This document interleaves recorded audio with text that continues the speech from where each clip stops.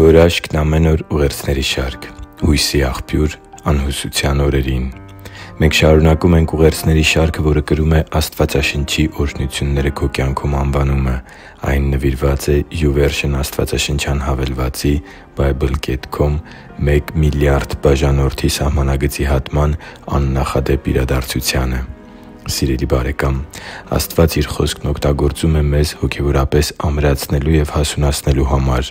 Աստվածաշունչը մեծագույն օրհնություն է հատկապես դժվարություններով ու անհուսության օրերով անցնող հավատացյալների համար։ Այո, երբեմն լինում են կյանքի այնպիսի իրավիճակներ, երբ ոչ մի ելք կամ հույսի նշույլ անգամ չի երևում հորիզոնում, իսկ ճնշումներն ու դժվարությունները գնալով խորանում են։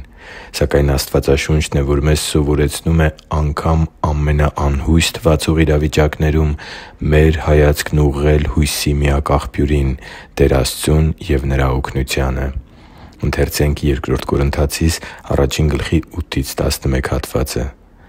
«Եղբայրնե՛ր, չենք ուզում, որ դուք տեղյակ չլինեք այն նեղությանը, որ մեզ պատահեց Ասիայում։ Այն մեր կարողությունից այնքան ծանր էր, որ նույնիսկ մեր ապրելու հույսն էինք կորցրել։ Մենք ինքներս ընդունել էինք մեր մահվան վճիռը, որպեսզի հույսը ոչ թե մեզ վրա դնենք, այլ Աստծու, որ հարություն է տալիս մեռելներին։ Նա է, որ այնպիսի մահից փրկեց մեզ ու դեռ փրկելու է։ Նրա վրա հույս ունենք, որ տակավին փրկելու է մեզ համար ձեր արած աղոթքի օգնությամբ, որպեսզի մեր հանդեպ բազում մարդկանց ցույց տված շնորհով շատերի կողմից գոհություն մատուցվի Աստծուն մեզ համար» Աստծո համար թանկ ու սիրելի՛ զավակ, որքան մենք հասունանում ու ամրանում ենք հավատքի կյանքում, այնքան ավելի դյուրին է դառնում փորձությունների ժամանակ Աստծուն վստահելը և Նրա հերթական օգնությանը սպասելը։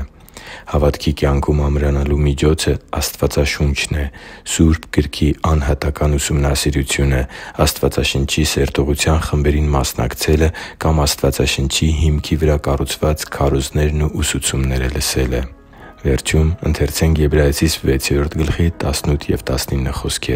«Որպեսզի երկու անփոփոխելի բաներով, որոնք ցույց են տալիս, որ անհնար է Աստված սուտ խոսի, մենք հաստատուն մխիթարություն ունենանք, մենք, որ ապավինելով կառչեցինք մեզ առաջարկված հույսից, որը մեզ համար հաստատուն և անշարժ խարիսխ է, որ թափանցում է վարագույրից ներս» Հիշի՛ր, որ դու Աստծո հրաշքն ես, և Աստված սիրում է քեզ։ Շնորհակալ եմ, որ դու կա՛ս։ Սիրով և աղոթքով, Արման Մանուկյան։